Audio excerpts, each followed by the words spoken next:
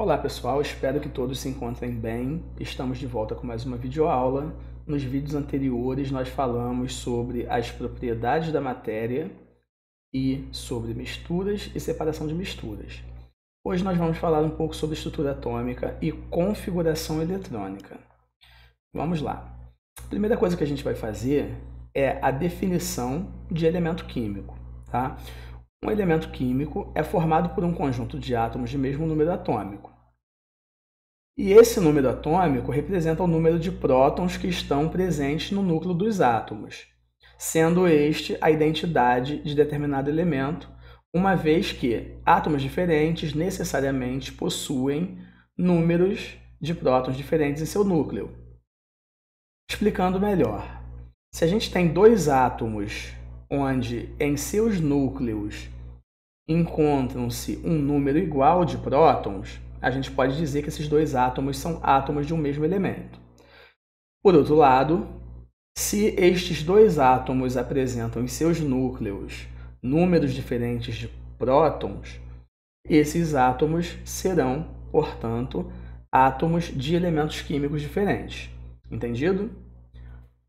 Estrutura do átomo. A estrutura do átomo é composta por três partículas fundamentais, e aqui eu faço um adendo que essas três partículas são importantíssimas no estudo de comportamento químico desses elementos. Porém, existem outras partículas subatômicas que são conhecidas, tá? O nosso estudo vai se limitar aos prótons, nêutrons e elétrons, onde os prótons são partículas com carga positiva que se encontram no núcleo dos átomos.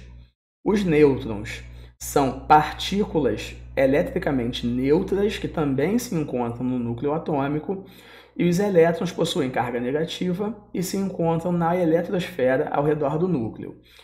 Os prótons são representados pela letra P, os nêutrons são representados pela letra N e os elétrons são representados pela letra E. O número de prótons é igual ao número de elétrons, ou seja, um átomo em estado fundamental tem natureza elétrica, tem caráter elétrico neutro. E a massa do elétron é considerada desprezível quando comparada à massa do próton e do nêutron. Portanto, a massa atômica será dada exclusivamente pela soma do número de prótons e do número de nêutrons.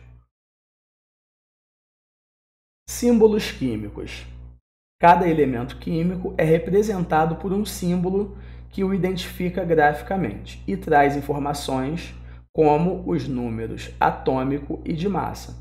Então eu coloquei como exemplo a área da tabela periódica que é reservada ao elemento que é o carbono, tá?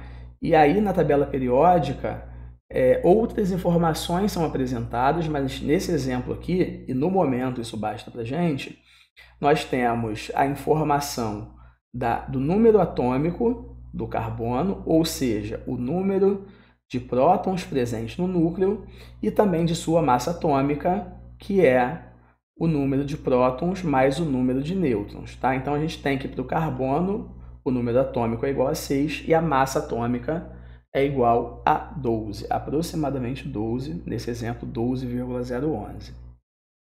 Conforme vimos anteriormente, os elementos químicos possuem átomos que precisam ter o mesmo número de prótons no núcleo para que a gente possa dizer que esses átomos são átomos de um mesmo elemento.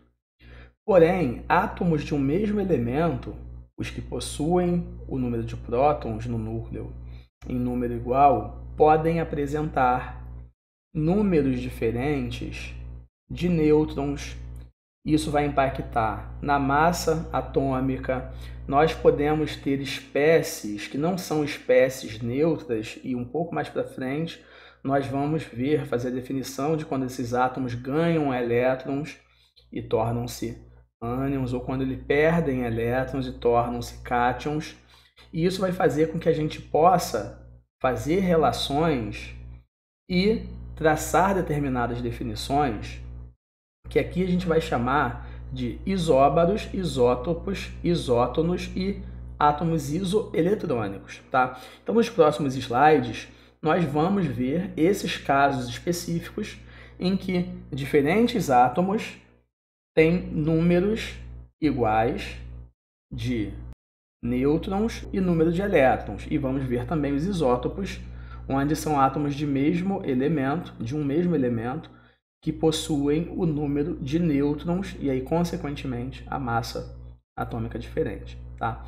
Então, eles estão aqui nesse próximo slide, tá? Isótopos são átomos que possuem o mesmo número atômico, Z, mas com diferentes números de massa, porque tem diferentes números de nêutrons, conforme foi dito. Então, aqui tem um exemplo, uma imagem, tá? Dos isótopos do hidrogênio. Nós temos o prótio, que apresenta um elétron, um próton e nenhum nêutron em seu núcleo. Já o deutério apresenta um elétron, um próton e um nêutron, enquanto o trítio apresenta um elétron, um próton e 2 nêutrons. Então, como é que a gente sabe que esses três são, de fato, um mesmo elemento? A gente consegue observar que ambos apresentam essa particularidade aqui, ó. Um próton e um próton. Então, ambos têm o mesmo número de prótons no núcleo e já fizemos a definição de que átomos com o mesmo número de prótons são átomos do mesmo elemento, embora possam ter números diferentes de nêutrons e de massa. Já os isótonos são átomos que possuem o mesmo número de nêutrons, mas com diferentes números atômicos e de massa. Então, como exemplo, a gente pode usar o isótopo do cloro, que é o cloro 37, que possui a massa igual a 37 e o número atômico igual a 17.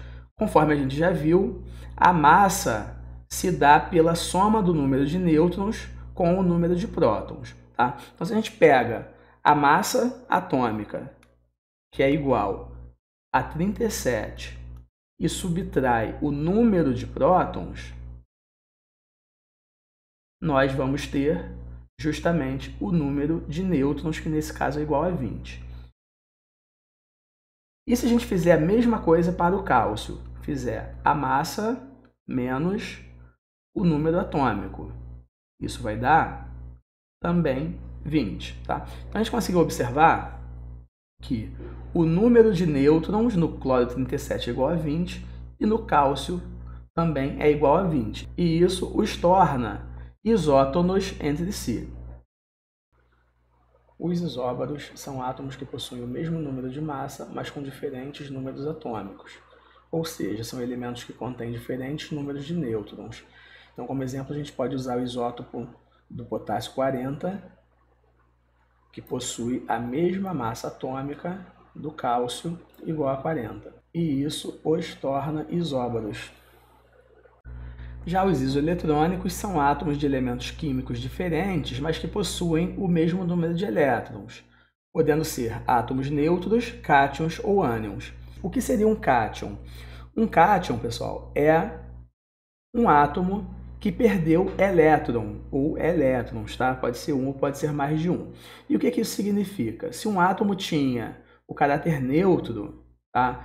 E aí ele perde elétron, e a gente sabe que o elétron tem carga negativa, ele fica com carga positiva, tá? Então, um átomo com carga positiva a gente chama de cátion, e de forma oposta, um ânion é quando um átomo neutro ganha elétron, e aí o elétron tem carga negativa, esse átomo passa a ficar também com carga negativa, tá? Então, definição, ânion, átomo que ganhou elétron.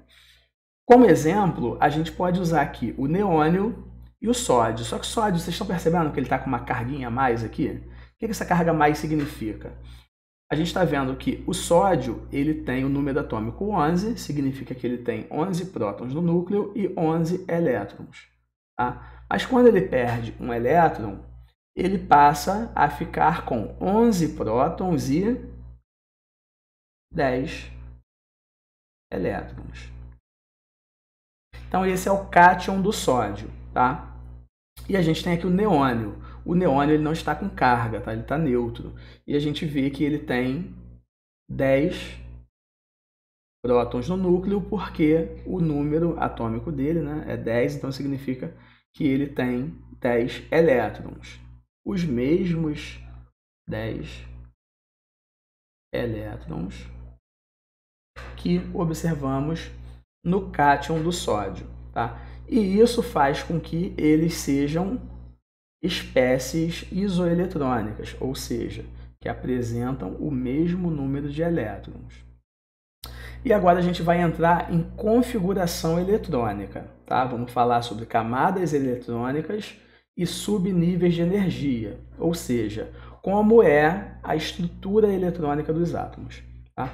Então, uma partezinha de definição, a gente tem que as camadas são representadas por seus números quânticos que variam entre 1 e 7. Um pouco para frente a gente vai ver números quânticos, e a gente vai ver que esse número quântico que indica a camada é chamado de número quântico principal, e ele varia entre 1 e 7. Por quê? Porque nós temos 7 camadas possíveis.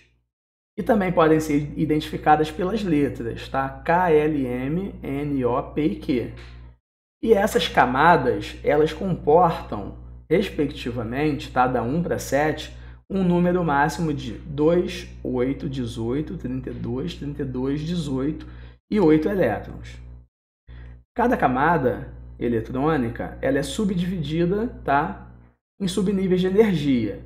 E esses são organizados em ordem crescente de energia, conforme a teoria desenvolvida por Linus Pauling, na qual as energias dos subníveis aumentam na seguinte ordem, tá? E com o número máximo de elétrons em cada subnível. Subnível S, que comporta no máximo 2 elétrons, subnível P, que comporta no máximo 6 elétrons, subnível D, que comporta no máximo 10 elétrons, e subnível F, que comporta no máximo 14 elétrons, tá? A gente vai ver um pouco para frente também que isso tem a ver com o número de orbitais presentes em cada subnível de energia. Uma outra observação interessante que a gente pode fazer aqui, tá? São esses números 2, 8, 18, 32, 32, 18 e 8. Tá? Se a gente for fazer uma relação com esses números de subníveis, né, os números de elétrons que os subníveis comportam, tá? A gente já começa a perceber também que esses números têm a ver com os subníveis presentes em cada camada eletrônica. Tá? Por que é que a camada 1 comporta apenas 2 elétrons? Qual é o subnível que comporta 2 elétrons? Temos aqui, ó, subnível S. Tá? Então a gente pode dizer que a camada ela apresenta apenas subnível S. E a segunda camada? Por que é que ela comporta esses 8 elétrons? Vamos fazer a soma aqui, ó, dos elétrons que são comportados por um subnível S por um subnível P. 2 mais 6, 8 elétrons.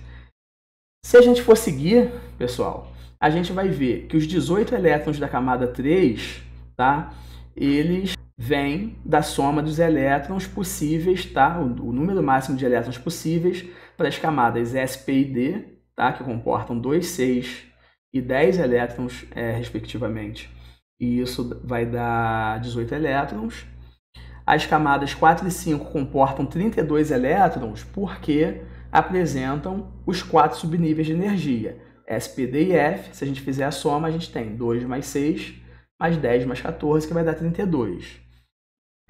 E aí nas camadas 6 e 7, que a gente tem respectivamente 18 e 8 elétrons, a gente conclui que a gente tem na camada 6 os subníveis S, P e D, que juntos comportam 18 elétrons, e na última camada, camada 7, camada Q, que a gente tem somente subníveis S e P, tá? Porque a gente vê aqui que ele comporta no máximo 8 elétrons, 2 mais 6.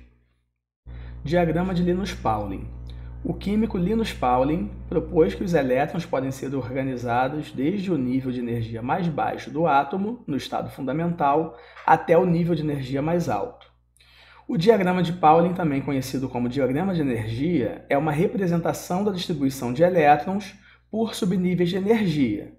As setas diagonais aparecem na ordem de distribuição eletrônica do elemento químico. Tá, pessoal? Então aqui a gente tem uma representação do diagrama de Linus Pauling, com as 7 camadas que foram vistas anteriormente.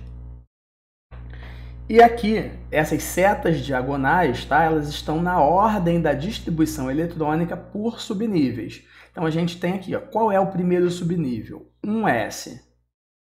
Primeira camada, subnível S. E a gente viu que o subnível S cabe em 2 elétrons.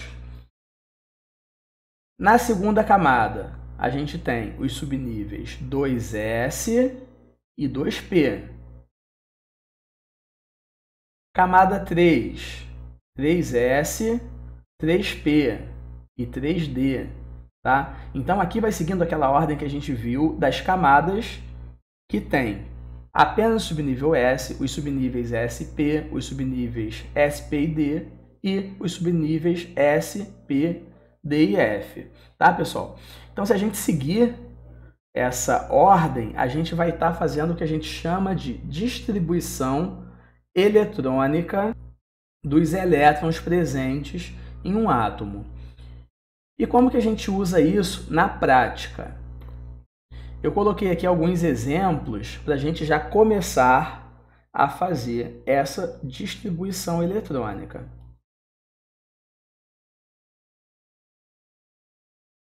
A gente tem aqui o enxofre, que possui número atômico 16, e aí a gente sabe que se o número atômico é 16, e se a gente está falando de um átomo neutro, nós temos também 16 elétrons presentes, tá?